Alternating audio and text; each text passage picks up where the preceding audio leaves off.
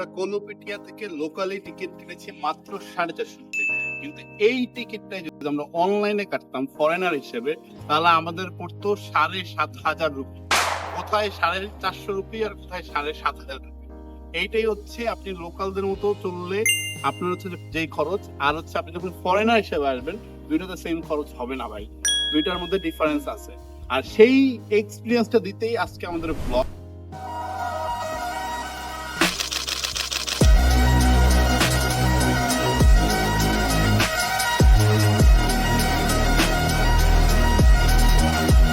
আমরা চলে এসেছি কলম্বো। কলম্বোর চারদিকে সমুদ্র, ওই যে দেখেন সমুদ্র দেখা যাচ্ছে। এখন আমরা এখান থেকে যে কোনো একটা রেলওয়ে টিকিট কাটবো যে গল পর্যন্ত যাওয়া যায় কিনা। আমরা যদি গলের টিকিট না পাই, তাহলে আমরা গলের কাছাকাছি একটা স্টেশন টিকিট নিব, তারপর ওখান থেকে একটা ট্যাক্সি বা টুকটুক করে আমরা যাবো, বা লোকাল বাসও যেতে পারি। আমরা মেইনলি হচ্ছে এক্সপ্লোর করতে চাচ্ছি। কেউ যদি লোকালদের মতো করে গল ঘুরতে চায় তাহলে কিরকম লাগবে, আমরা সেটা আজকে এক্সপ্লোর করবো। কোন আমাদের সাথে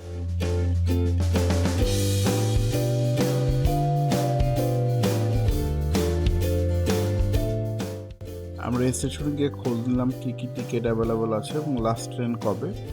ওই অনুযায়ী হচ্ছে আমরা লাস্ট ট্রেনের জন্য সেকেন্ড ক্লাস টিকিট বুক করলাম। আমরা বিকেলবেলা যাচ্ছি, বাট আপনারা চেষ্টা করবেন অলওয়েজ সকালবেলা যেতে। আমাদের তো অফিস ছিল, তাই আমরা বিকেলবেলা যাচ্ছি। তো বলতেছে সিট সম্মত অ্যাভেলেবল হবে না। Second class front compartment. আমরা সেকেন্ড ক্লাস একটা টিকিট নিয়েছি 450 রুপি করে 540, রাইট? তো আমরা সেকেন্ড ক্লাসের দুটো টিকিট নিয়েছি 450 করে, টোটাল দুজনের 900 পড়েছে। আপনারা যদি এটা হচ্ছে অনলাইন থেকে কাটতেন, তাহলে এটাতে পড়তে হচ্ছে পার পারসন অলমোস্ট $25। সো যেটা যদি আমি রুপিতে কনভার্ট করি, তাহলে দাঁড়াবে হচ্ছে যে 7,500 রুপি। 7,500 রুপির জায়গায় আমরা কিনে নিচ্ছি মাত্র হচ্ছে যে 450 রুপি। বুঝতেছেন সেভিংসটা?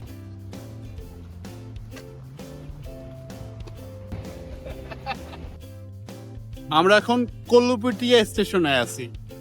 এই স্টেশনটা একদম সমুদ্রের পার ঘেঁষে, এটা সৌন্দর্যটাই আলাদা। আসুন, ট্রেন আসার আগ পর্যন্ত আমরা এই ট্রেন স্টেশনের সৌন্দর্য উপভোগ করি।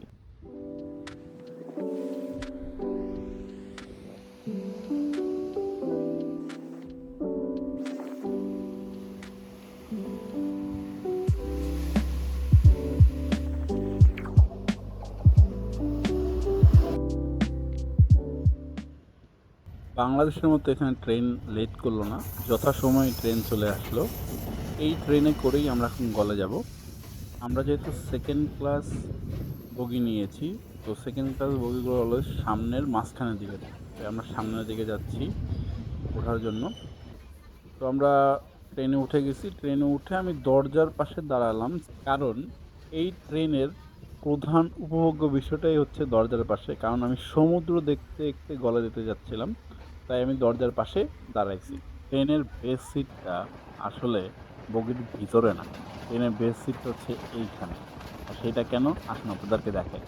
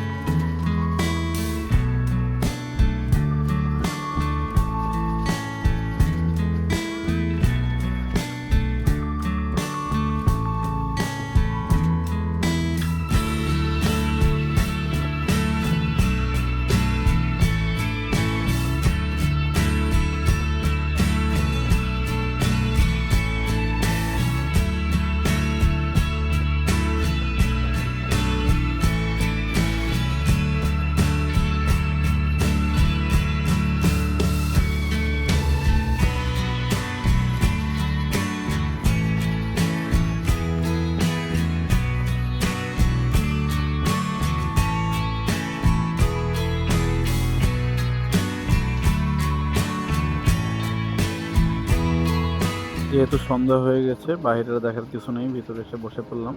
এইটাই হচ্ছে সেকেন্ড ক্লাস কেবিনের সিট। এটা কিছুটা বাঁকানো যায় এবং কমফোর্টেবল, বলা যায় কমফোর্টেবল। আমাদের স্নিগ্ধা যে চেয়ারগুলো আছে ওরকম।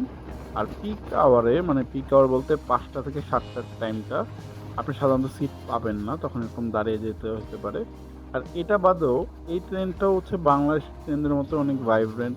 এখানে বংশীবাদক আছে, এখানে হকাররা আছে, ফেরিওয়ালারা আছে। তো ইটস অলমোস্ট সেম। তো আসুন আপনাদের হচ্ছে আমি এই ট্রেনটা একটু ঘুরিয়ে দেখাই।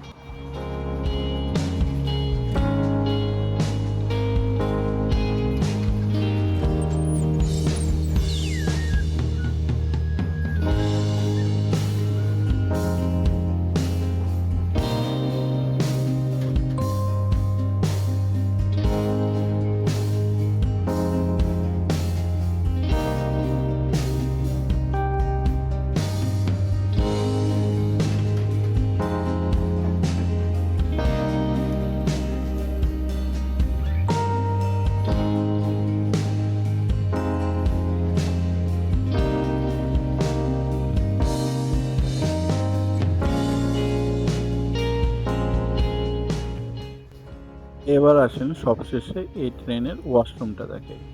এখানের ওয়াশরুমটা হচ্ছে খুবই ছোট। একটা আয়না আছে, একটা বেসিন আছে, আর একটা কমোড আছে।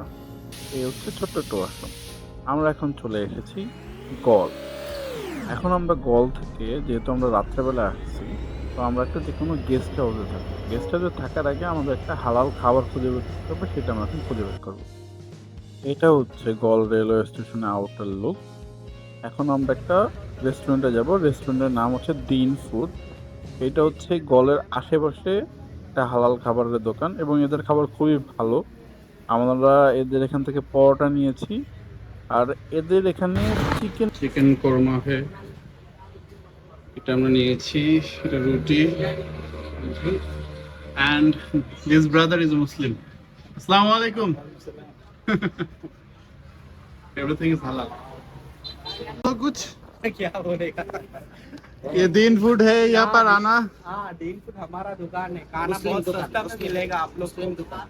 ओके, पूरा हलाल फूड मिलेगा। All halal. सब बढ़िया खाना है, सस्ता में मिल जाएगा। Thank you. Okay, welcome. আপনারা অন্য কিছু ভাববেন না, ওনারা হিন্দি বোঝে না, তাই আমরা বাংলায় কথা বলছি। আমরা এখন লিন্ডা কটেজে আসছি। এটা হচ্ছে একটা গেস্ট হাউস। আজকে রাত্রে আমরা এখানেই থাকবো। এটা হচ্ছে গেস্ট হাউসের ডাইনিং রুম। এই গেস্ট হাউসের সিস্টেম হচ্ছে কি, একজনের বাসা থাকে, ওই বাসার মধ্যেই এই রুমটা আমরা ভাড়া নিয়েছি। ওনার বাসা, উনি হচ্ছে বিভিন্ন রুম ভাড়া দেয়, তো এই রুমটা আমরা নিয়েছি। আর হচ্ছে ওই ডাইনিং, ওয়াশরুম, এগুলোতে আমরা হচ্ছে অ্যাক্সেস পাবো। তো এই হচ্ছে ফুল রুম। আর এখন আমরা আপনাদেরকে ওয়াশরুমটা দেখাবো। এই হচ্ছে ওয়াশরুম। ওয়াশরুমটা বেশ বড় আছে, একটা বাথটাব, একটা শাওয়ার, বেসিন, কমোড সবই আছে, সুন্দর এবং ক্লিন ছিল। তো এখন আমরা হচ্ছে যে দিন হোটেলের মুসলিম ভাইয়ের স্পেশাল পরোটাটা খাবো, খেয়ে দেখবো যে কেমন। এই পর্যন্ত শ্রীলঙ্কার কোনো ফুডই ভালো লাগেনি, দেখি এটা কেমন লাগে।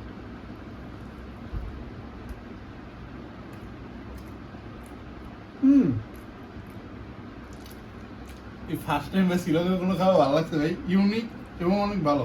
আমরা যেমন পরোটা বানাই না, ওরকম পরোটাই, কিন্তু অনেক ফ্লাফি আছে, লাইক হচ্ছে যে মানে নরম আছে, মানে শক্ত না, ঠিক আছে। একটা বান বান ভাব আছে, ভিতরে হচ্ছে যে স্টাফ হিসেবে পেঁয়াজ, মরিচ, ডিম, তারপর হচ্ছে যে মুরগি দিছে, মানে একটা মিক্স হয়েছে। ওই মিক্সটা খুব ভালো, লবণও বেশি না। ভালো, খাই যান ভাই, আপনিও খাই যান। এখন এটা পলাশ ভাই খাবে। হ্যাঁ, আমাদের কাছ থেকে 600 টাকা এটা মূল্য নেওয়া হয়েছে। আহাদ অলরেডি টেস্ট করে রিভিউ দিয়ে দিল। আমি এবার আমার পালা। বিসমিল্লাহির রহমানির রহিম।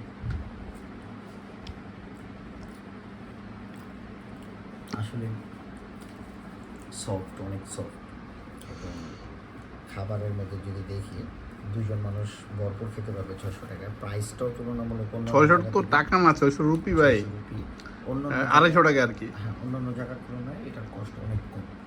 Thank you. Thank you so much. অনেকদিন পরে একটা শ্রীলঙ্কান খাবার খেয়ে পেট ভরলো, এখন আমরা ঘুমাবো। কালকে আমাদের মেইন জার্নি শুরু হবে, যেটা আমাদের নেক্সট ভিডিওতে থাকবে। কিন্তু এই ভিডিওর খরচাবলী এবং হচ্ছে যে যাত্রার একটা রিক্যাপ করে নিই। তো আজকে আমরা বিকেল 5টায় গলের উদ্দেশ্যে রওনা দিই ট্রেনে, যেটার জন্য আমাদের খরচ হয় 450 রুপি, বাংলা টাকায় 150 টাকা। আসার সময় হাবিজাবি খেয়েছি, ওটার জন্য 100 টাকা লেগেছে। আর আমরা আমরা হচ্ছে যে ডিনার করেছে 600 রুপি, যেটার জন্য হচ্ছে 200 টাকা ধরেন। আর আমরা যেখানে আসি, এটা একটা guest house, Linda guest house. এখানে আমাদের খরচ হয়েছে মাত্র 1200 টাকা, তো জনপ্রতি 600 টাকা। তো ধরতে পারেন জনপ্রতি হচ্ছে প্রায় 1200 টাকার মতো খরচ হয়েছে, 1200। এটা ছিল আজকে আমাদের খরচ। কালকে আমরা গলফ ফোর্টে যাব এবং এখানে একটা লোকাল একটা বিচে যাব, যেটা আপনাদেরকে কেউ দেখাইতে পারবে না, কারণ হচ্ছে যে এখানে আমার লোকাল একটা ফ্রেন্ড আছে, ও তাই চিনে। তাই আমরা ওইটার মধ্যে করে জঙ্গলের ভিতর দিয়ে যাবো এবং ওখানে একটা ক্লিফ আছে, ওই ক্লিফ থেকে খুব সুন্দর একটা দৃশ্য দেওয়া আছে, দেখা যায় ওই দৃশ্যটা আমরা দেখব। তো আমাদের সাথেই থাকুন, আমাদের নেক্সট ভিডিওতে আপনাদের সাথে দেখা হবে আমরা গলে কোথায় কোথায় ঘুরলাম। আর গলের এই পার্টের পরে, গল আসলে খুব ছোট একটা জায়গা, গলের পাশে হচ্ছে মিরিসা আছে, উনাওতনা বিচ আছে। তো আমরা এরপরে ওই পার্টগুলো পার্ট বাই পার্ট আপনাদের কাছে নিয়ে আসবো, কীভাবে লোকালি আপনি কম খরচে না, সঠিক খরচে কীভাবে হচ্ছে ঘুরতে পারবেন, সেইটাই আমরা শ্রীলঙ্কার এই ট্যুরে দেখাবো। থ্যাংক ইউ এভরিওয়ান, সাথেই থাকবেন।